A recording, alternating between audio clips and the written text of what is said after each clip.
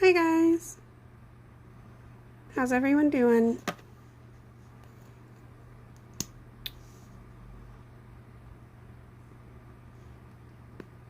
I got this new Ulta Beauty Lip Pumping Transformation Top Coat. Pretty sure, hi Barbara, it's supposed to go on top of a lipstick. But I didn't want to put a lipstick on, I just wanted to try it. Just got it in the mail today. Hi Amy. How's everyone doing today?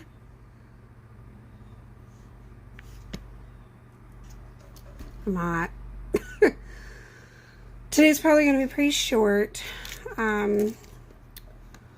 Breathing's bad, you guys. So it's a little frustrating right now. But, you know, that's okay. I'll get through it. I always do. Yeah, which actually is what I'm going to talk about. So, you guys know that I grew up very, very sick.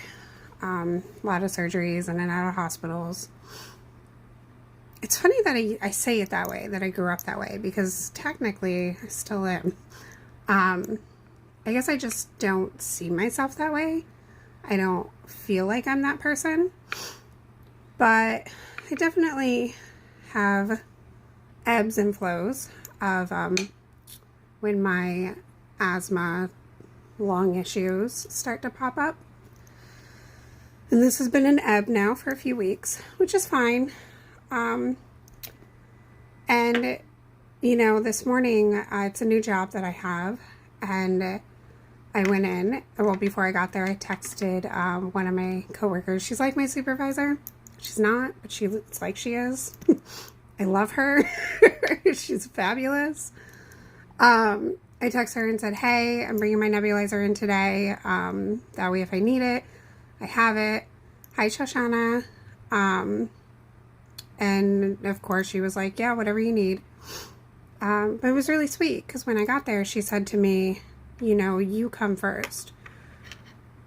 Which I've had other people say that to me.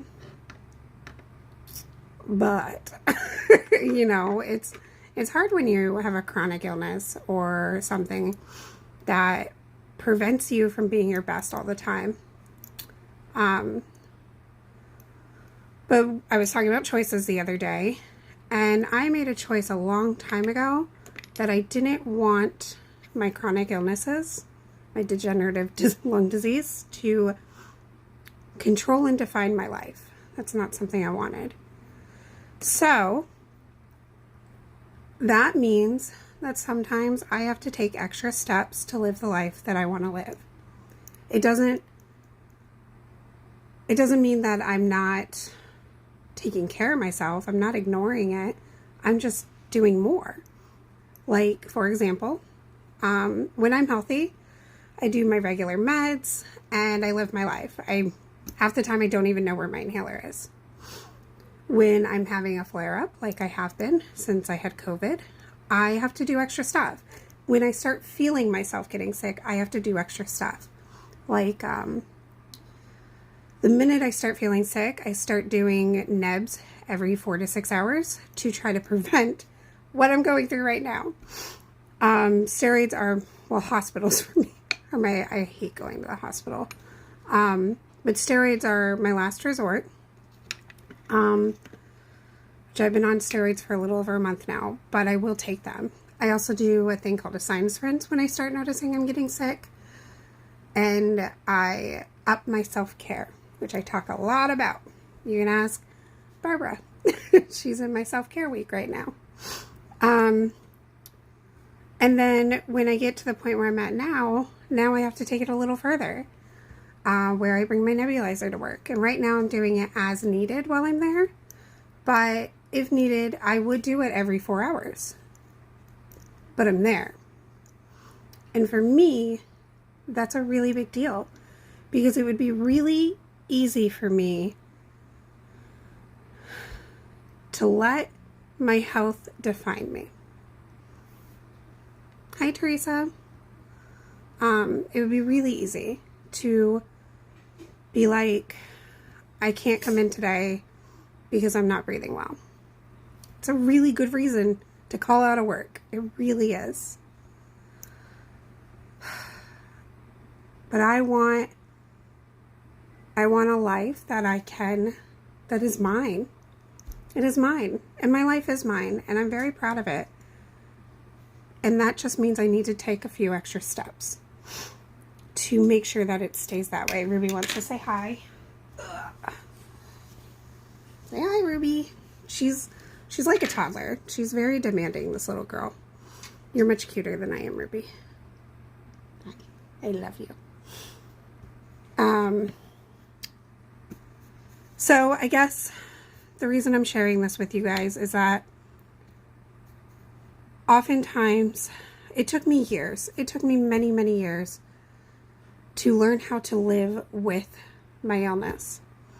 I prayed for God to take it away, like to the point where sometimes I would